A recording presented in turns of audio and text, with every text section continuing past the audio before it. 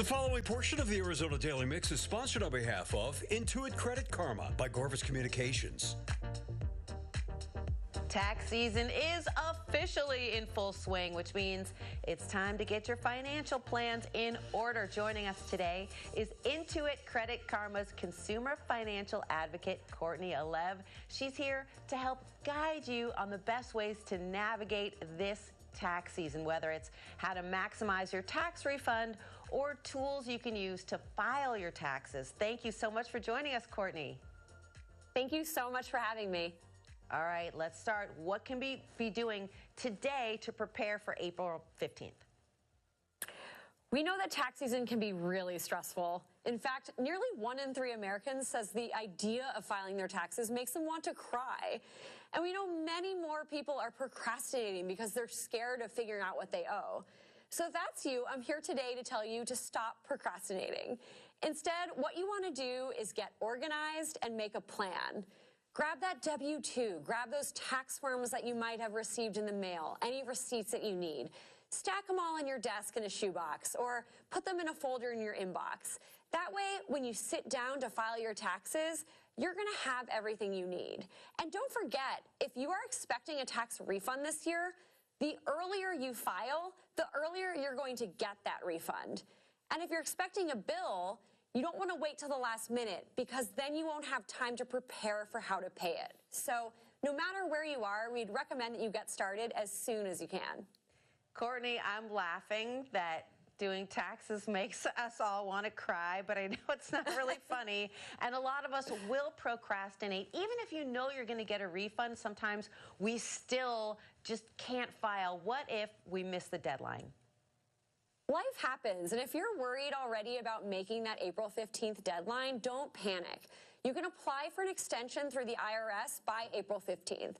And if you get an extension, it's just important to note that you'll have until October 15th to file your taxes, but you still will need to make any payments for estimated taxes due by April 15th.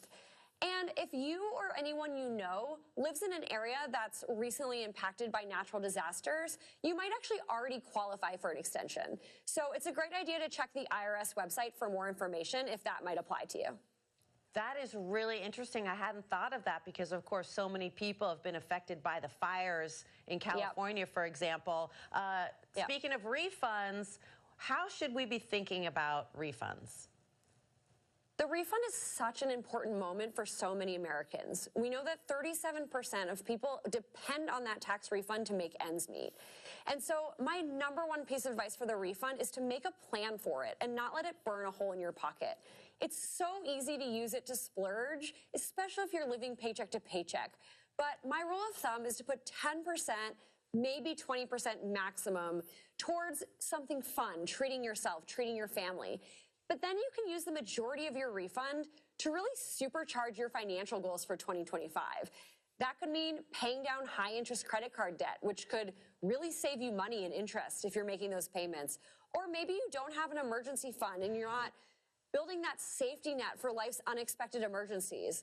The refund is a great way to do that. So whatever your personal financial goals are, the tax refund is an awesome opportunity to make a lot of progress towards them early this year.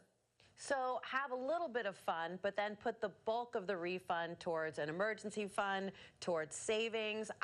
Here's something I've wondered. Is there a reliable way of knowing before you submit your taxes whether you're going to owe or whether you're due a refund?